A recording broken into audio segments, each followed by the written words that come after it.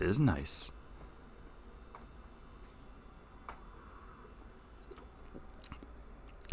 See if I get that notification. You should. Bagged and board. I didn't get the notification, but I see it over on my left that I am online, or that we are online. You are also Hey, online. I am also online. But And Chris and John does have electricity. he does. Does. There was a concern when your lights were out. Yeah, because I do the two hanging lights. I used to do my neon, but I can't do that. I get washed out. Hmm. You look good. You do look good. Thanks, Paul. I'm gonna look less and less crisp as the sun goes down. That's okay. I'll always look crisp. Yeah. Is that how we're starting this episode? Yeah. Hey guys, welcome to the Bacon Podcast. It's episode number 611. I'm Chris.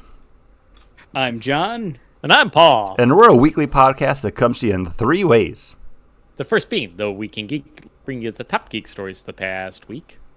Next is the list, the comic books that we're looking forward to coming out June 18th, 2025. Then we follow that up with our weekly rotating main topic. And this week it's time for our trade and policy review. And this week we actually have a recommendation. We're reading manga Vinland Saga, Volume 1. We're about to get into some Viking stuff, which is, one of our go-tos. It's one of our guys. I love Viking books. In the book, beginning of the book, I love it. Yeah. Hey. I still like the book. I don't want to sound like, the other half's crap. And this was not planned, but my very first beer that I'm drinking is actually called Viking Sunrise. Just happened to buy this 4-pack when we went to Ivanhoe Park Brewing Company the other day. And this is all right, I need you to tell me what this means. A dip-hopped and dry-hopped pale ale using Cascade and Citra. What is dip-hopped? I would imagine they're dipping the hops. Like a tea bag? Yeah. I don't know. I haven't heard dip hop before, so. You sound like an elderly grandfather. I was like, kids today, I haven't heard the dip hop. I know. But I do know that they've been using that method for a lot of things. Allagash uses that, like their Clementine Kolsch. They take clementine peels, all of that, wrap it basically in a big, almost like a tea bag, a cheesecloth kind of a thing, and submerge that in the brewing process, and then they're able just to pull it out versus having just the loose peels or whatever in there to then have to clean out. Nice. No sediment. I really like this a lot. This is 5.6% ABV. Like I said, it's from Ivanhoe Park Brewing Company here in Orlando, Florida. This is fantastic. Yanni was not a fan of it. She usually can do pale ale, but the fact that it's dry hopped gives it that little bit of extra bitter pop, and it kind of puts it to IPA adjacent for someone that might not like IPAs, but it's, what is it outside? I'm not seeing my temperature, but it's Florida in the summer. It's hot, and this is a perfect porch beer or recording a podcast beer. I'm down with this. So dip hopping is a brewing technique. Nobody cares, John. To the fermenter at a warmer temperature before yeast is pitched. This method is used to extract desirable hop aromas and flavors. Yeah, and I think minimizing a grassy onion off flavors. I think having it be the Cascade and Citra hops, which are the hops that as soon as I started drinking craft beer, I was like, all right, those are my go-tos. It is still light, it is still approachable, yeah, but it's that right amount of like pithy rind that might scare some people away. But John, you're looking at your can. Is your beer also dip hopped? It is not. I'm drinking from Single Cut, their plain top Pilsner, 5% Pilsner. And this is good. This is just a fine drinking beer. It's, I think, a little more like a lagered beer than like a crisp, ready Pilsner. So it's a lot more kind of that, just like just an easy drinking, nice lager. This is fine. It's good beer. Like, I wouldn't be mad. Get this, like, I'm at a party, it's in the fridge. I'm at a bar, it's on tap, and it was nothing else. I'd be happy with this beer. Paul, are you happy with your beer? It's okay. It's from Dogfish Head. This is their Festina Peches. It's their this is their ale with natural flavors, peaches and natural flavors. And this isn't as good as, what was the peach beer that I got that I really liked, that it would taste like just biting into a really ripe peach, like near the No, check your Untapped. local beer. Oh, I should. If I saw the can, I would be like, oh yeah, that's the can. But that was good. This one has got a more of a almost citrus kind of bite to it afterwards. So it starts off kind of peachy and then kind of has more of a orangey kind of aftertaste. So I'm guessing that's the other natural flavors. Maybe it's not just peach. Maybe it's peach and tangerine or something. I don't know, but it's okay. It's nice. It's kind of zesty. The bubbles are really tight on it, so it's kind of got a interesting mouthfeel with all that going on. I like how Paul said it's like kind of zesty. Like he was feeling it. He got zesty when he said it. Yeah, I'm having a festina over He here. said whining with his girls. Woo! I'm getting zesty. Getting zesty, and let's get zesty with the news, guys. Hey, guys. This Week in Geek brought to you by Dubby. That's right, we finally have a sponsor. Only took us this many years. This is not going to be an ad read kind of situation. We are partnered with Dubby. It is a energy drink powder. It's all natural, all vitamins, tasty stuff. Use the code BOARDCAST at dubby.gg. Get 10% off your order, and we'll also get 10% of whatever you spend. So check that out. And I've already placed my order with Dubby, and as soon as I get that in, I'll be talking about it on stream. So dubby.gg, BOARDCAST, get you 10% off, and give us some money. Money, please. Money, please. So there's not much news. There's not, but we still have things to talk about. Let me throw open the Firefox window, because as with all Summer Weekend Geeks, we now have to get into the Bag and Boardcast Summer Movie Blockbuster Bracket Buster, because guys, we have a new movie come out. We had How to Train Your Dragon, or HTTYD as John likes to call it. How to Train Your Dragon exploding into the box office. $83 million. It's like it would take more time to type that than it would be to copy paste. John, you actually went to go see this the other day. I did. What are your thoughts? I saw it in 4DX, so it was also a ride as well as the movie. It's fine. It is How to Train Your Dragon. It's this like almost the same exact movie. They change up a couple things here and there. If I hadn't seen How to Train Your Dragon, the animated version, and I just saw this, I'd be like, man, that movie was great. But because I've already seen the movie and this is just a live action reenactment of it, it's good. I liked it. Grayson liked it. Caitlin liked it. I liked it. But at the same time, I was like, we spent all this money to see a movie that we've watched 100 times. So would you recommend maybe seeing it in a format that's not the 4DX or IMAX, like maybe just go to like a regular screening? Yeah. You could go to a regular screening. I think actually, besides the 4DX being so much money, the flight scenes, which there's a ton of in the movie when he's flying, like you feel like you're flying with him. The seat moves. There's big fans blowing. When he splashes the water, you get misted and stuff. When there's fog, there's actual fog getting blown into the front of the theater and lifting up. It's a really cool. When there's people throwing popcorn at the screen. They're actually throwing popcorn at you. Yeah. But John actually just went to go see Minecraft again and didn't know that's what happened. But it doing that makes the movie a little bit it's cooler. It was my first 40X movie. But yeah, Which is surprising because you've been 40X for a couple years now.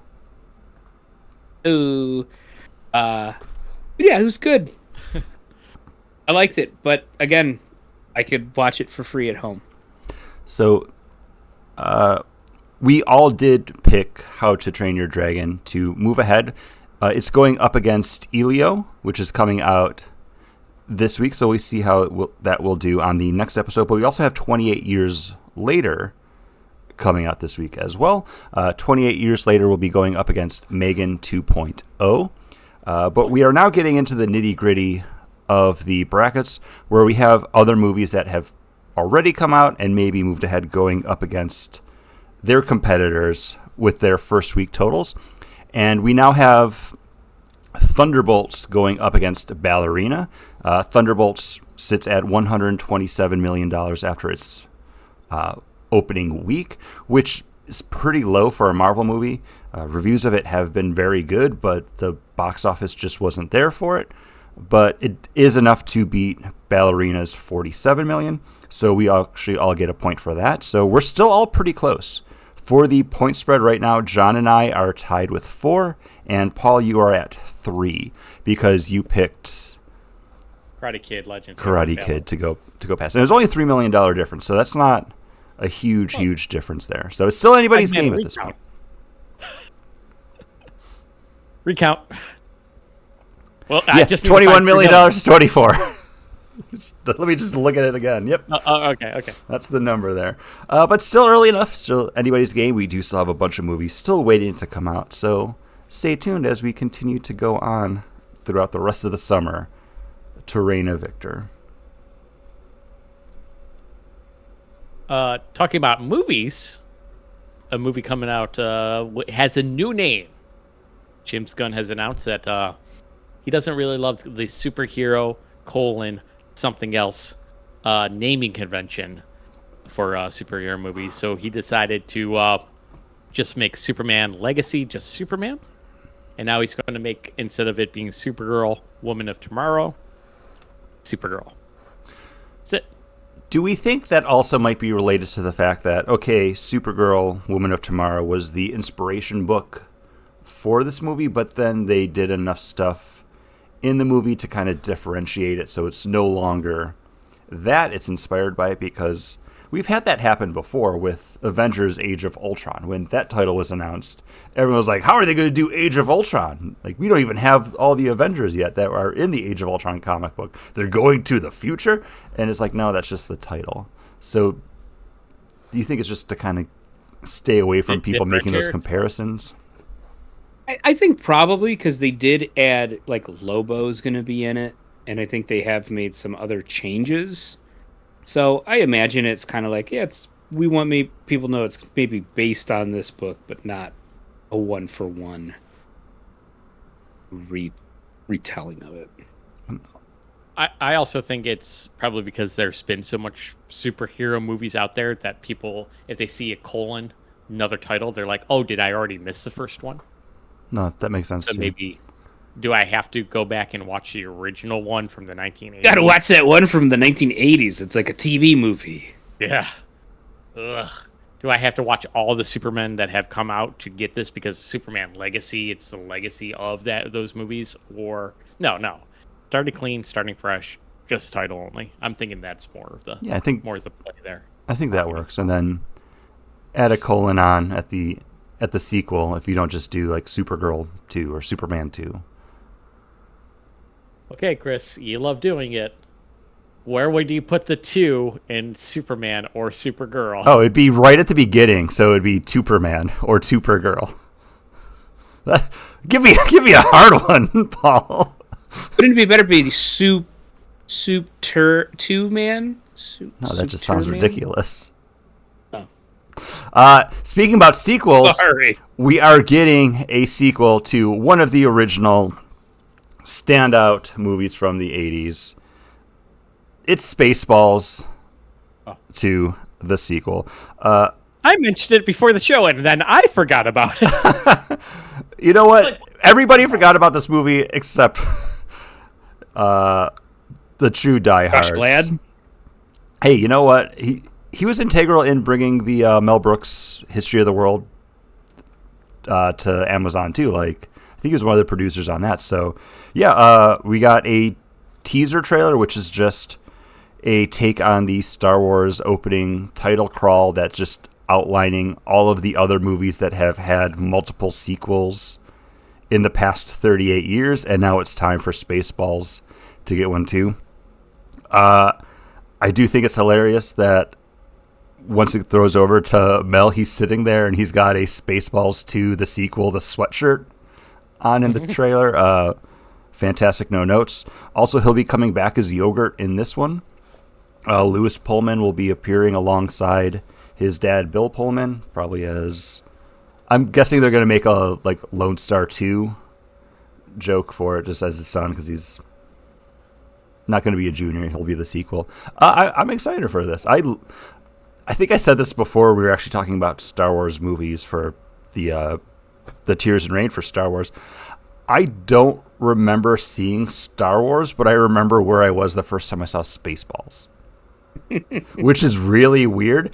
And I was already aware of Star Wars enough to be like, oh yeah, this is funny Star Wars. I get this. I miss Mel Brooks movies. And I mean, like, I grew up with them, and then we've just haven't really had anything for 2 decades, you know? Aside from, like... retired. He's 95. Give The it guy man just a break. retires then at, like, 70, you know? Come on, Mel, get up. John wants you to dance. Dance. Yeah. Come on. But, like, not just that, but just, like, those type of movies. Because Mel Brooks movies, crazy, silly, strange, out there, but they still had, like... They still were smart. Like, they still were great versions of that versus, like, not another teen movie, and it's just constant, like, garbage being thrown at the screen. John, when we were setting up the bracket buster for this summer, where was this love for stuff like Naked Gun? Because you're saying everything that I said about Naked Gun, and you're like, I "Ugh, love that movie's gonna be bad." I love Naked Gun. I do. I love those movies. I love Police Squad. But that trailer just seemed like it was Seth MacFarlane's Family Guy doing a Naked Gun movie. Did you see the trailer or the teaser we got for Naked Gun? He's driving in the car. Is he in the chili dog? Yeah. It's like he's like, I'm gonna ruin another suit. That made me laugh. I know. I am excited for that one. I will no longer talk about it because I feel like I defended it enough. I will watch the movie and I will say, hey, you know what? I was wrong. This is great. Or I will say, yeah, my feelings were justified. Yeah, I feel like it's gonna be just a.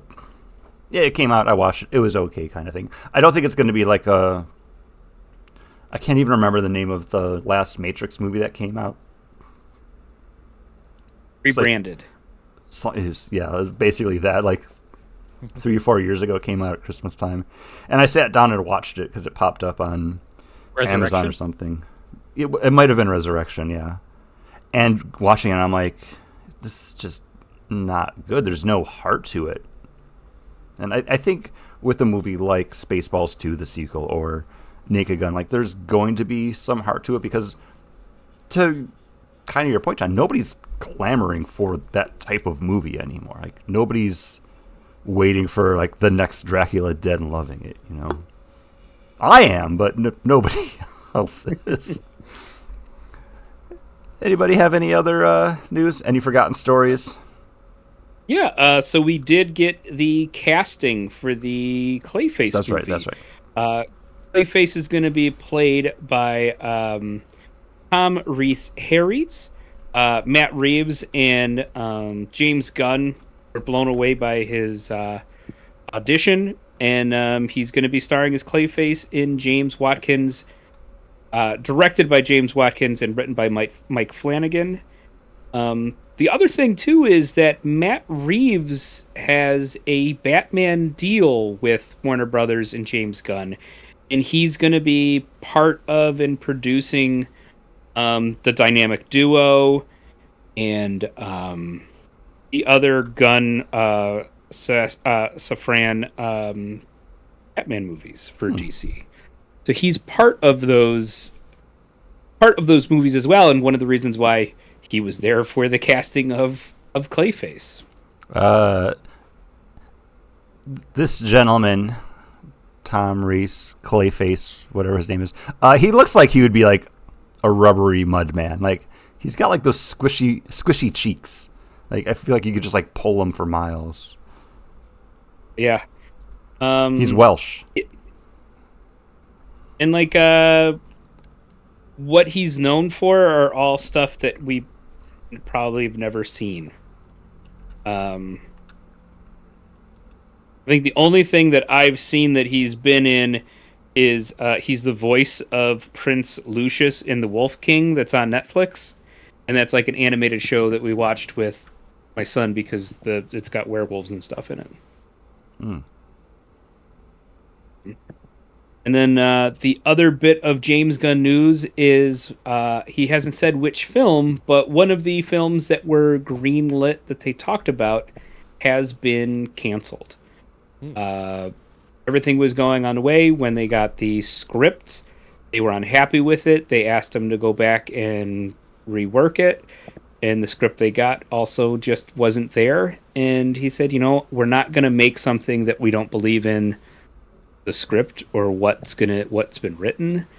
So the movies that it could be are The Authority, which I think is probably your more likely movie, Swamp Thing, or what was the other? Sergeant Rock?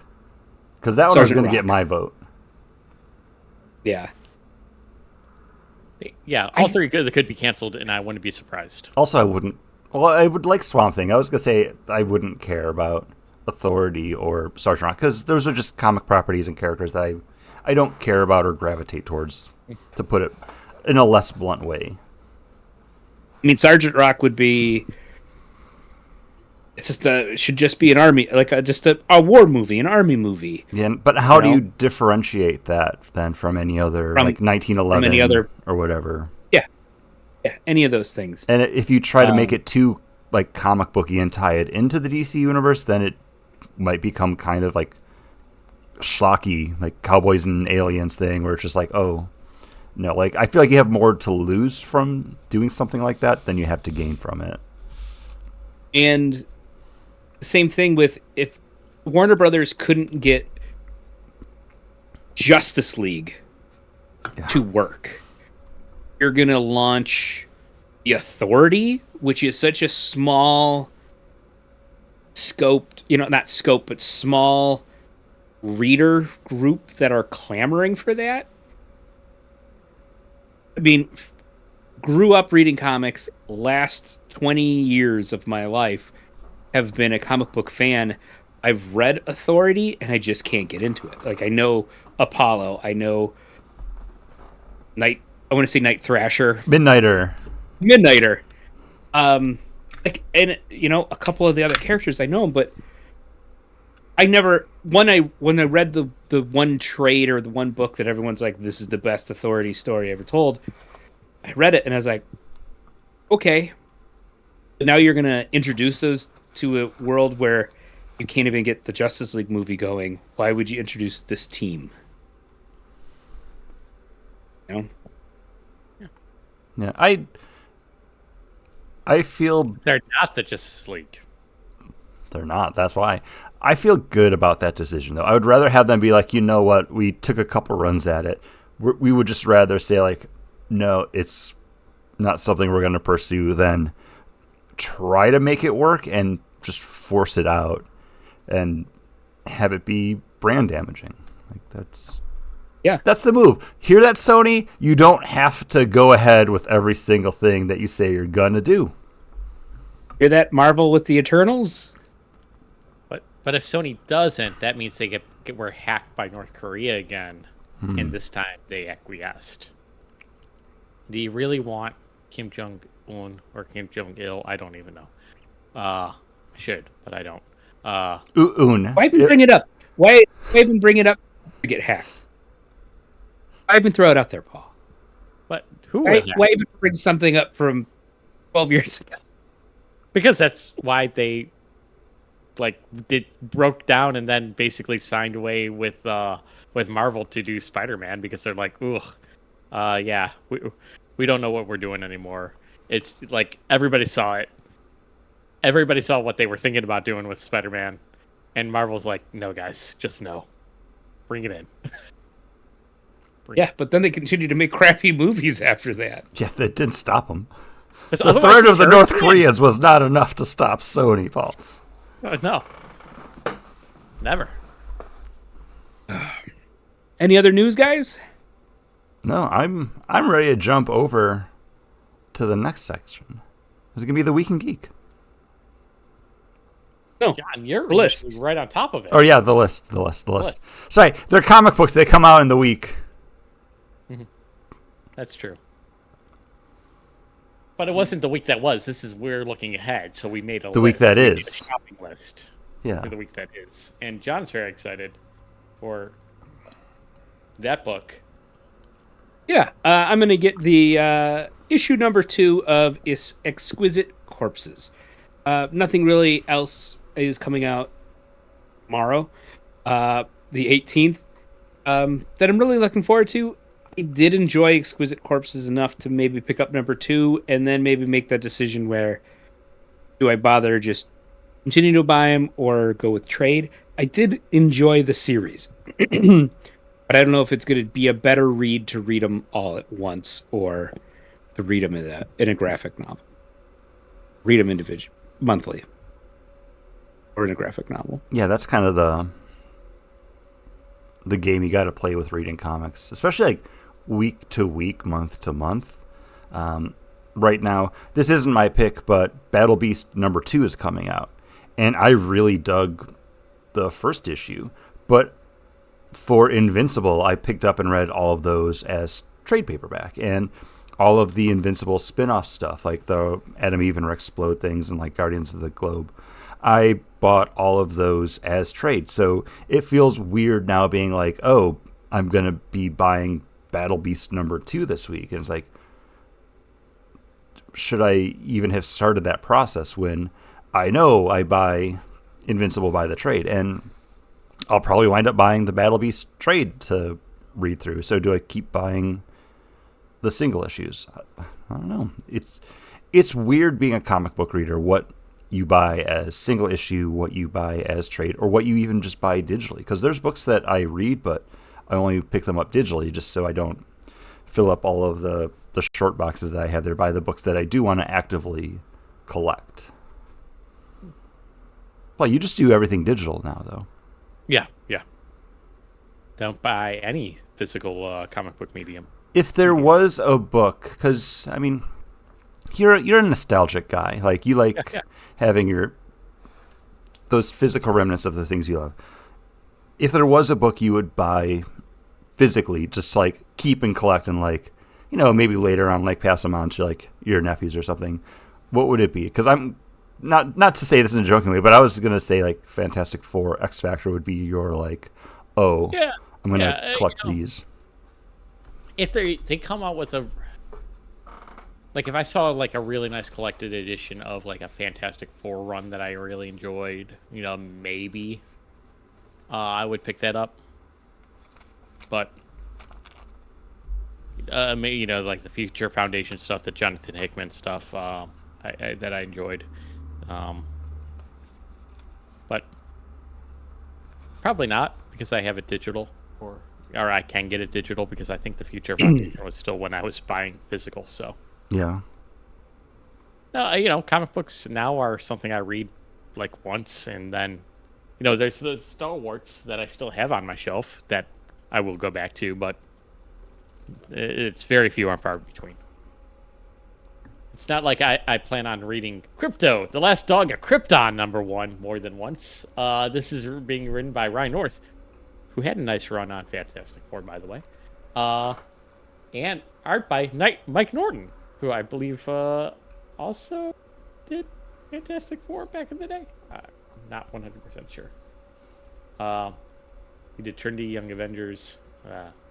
I clicked on his bio, but I'm not going to read it through here because we want to know about Crypto, and this is Crypto back when he was a puppy dog on Krypton, babysitting for little baby Kal-El before the yellow sun of Earth ever gave him superpowers. It's the summer of Superman, baby.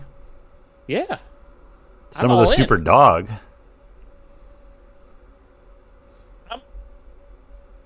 Chris, what are you all in on? I'm not buying a DC book, so I'm not all in on anything right now. But I'm going to be grabbing X-Men number 18. And I've said it before, like I'm really enjoying this current iteration of the X titles. Like I think everything's been working really well. And X-Men, which is the book that's focusing on Cyclops and his team up in Alaska. If you are a Cyclops fan and you are not reading this book, you are doing yourself a disservice because this is some of the best Cyclops stuff that I've ever read in a comic book. And that's saying a lot as someone that is not a Cyclops fan. Like, every issue, Cyclops is doing something cool, which makes you be like, okay, yeah, that's why this guy is the leader. That's why he is the person that's ushering in the X-Men to this next step, this next version of the mutant kingdom. But yeah, I'm really enjoying this.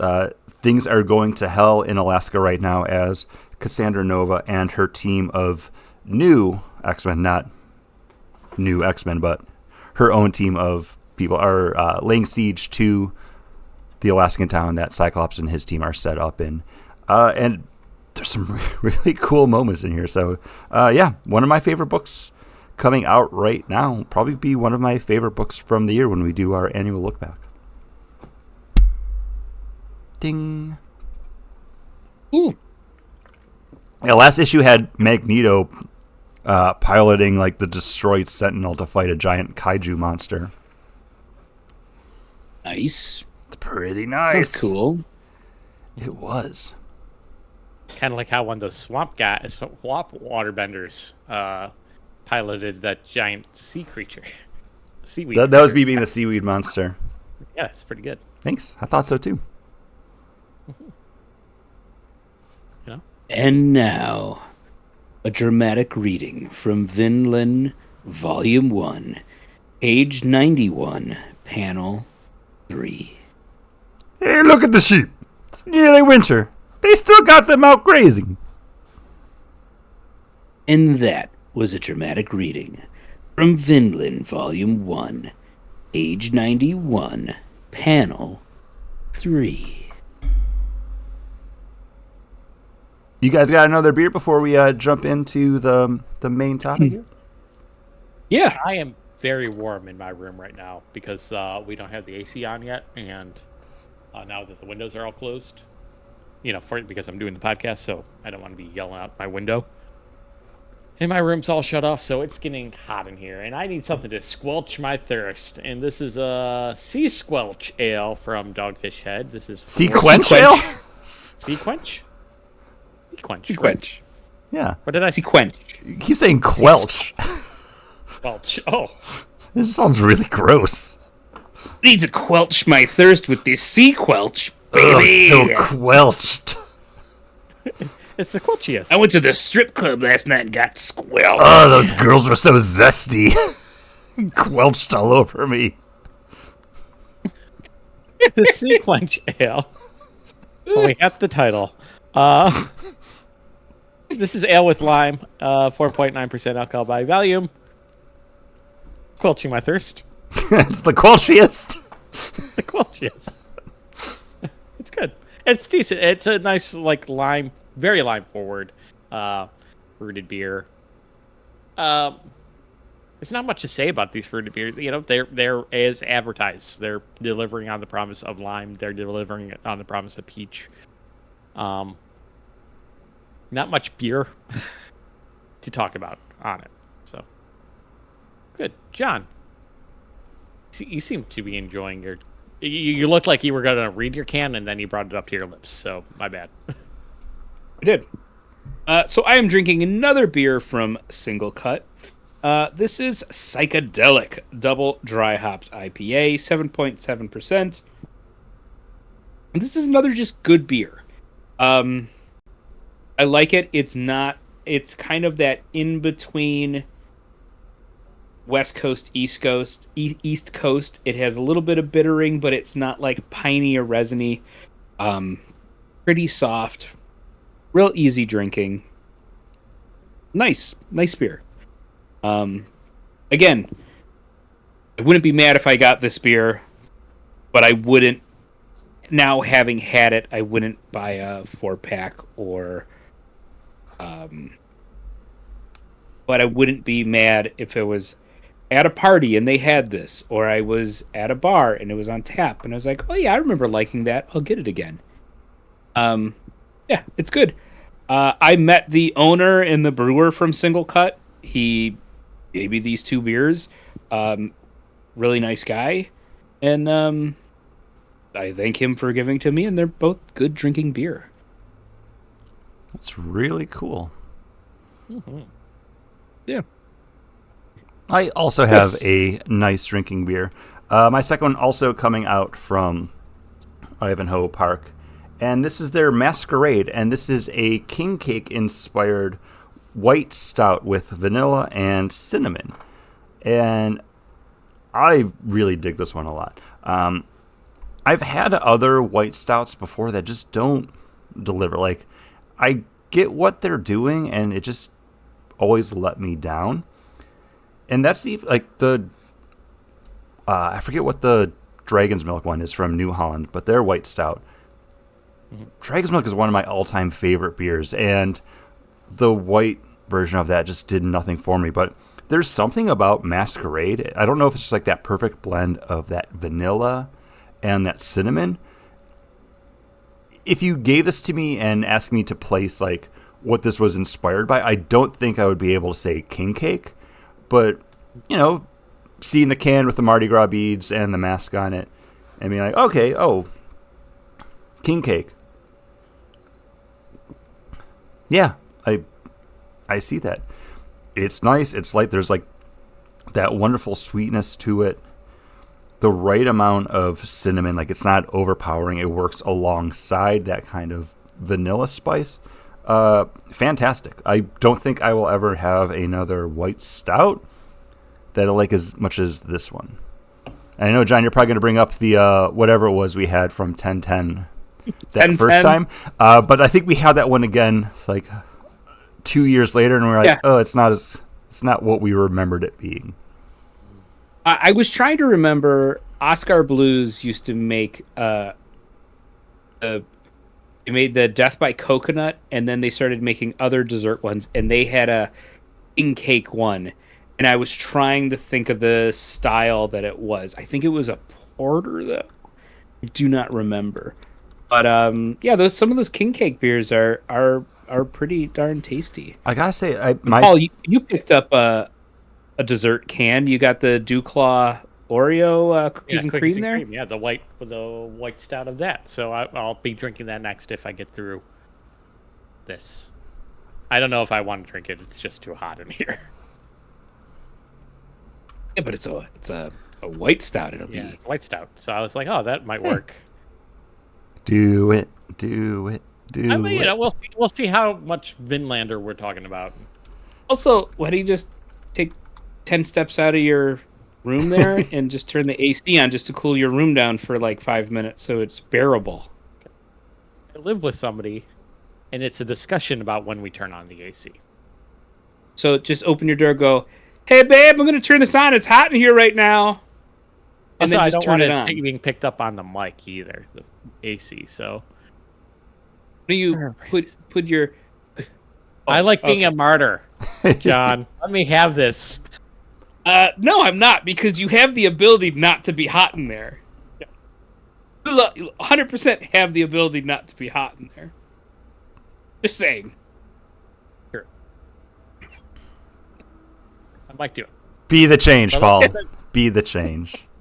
Well, let's just keep on rolling with the podcasts.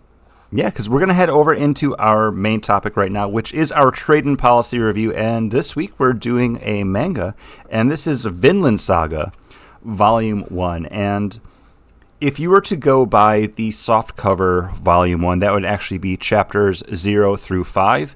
But on Amazon, when you buy Volume 1, it's actually a digital version of the hardcover collection, which is actually the first 2 volumes. So it's volume 0 through 16. So we won't be talking about the back half of that, of volume 2 today, but just know that that is the version that at least John and I are reading from. Paul, I don't know which one I did you got. not see it on Comixology, so I picked it up from Kodansha. Okay, yeah. US.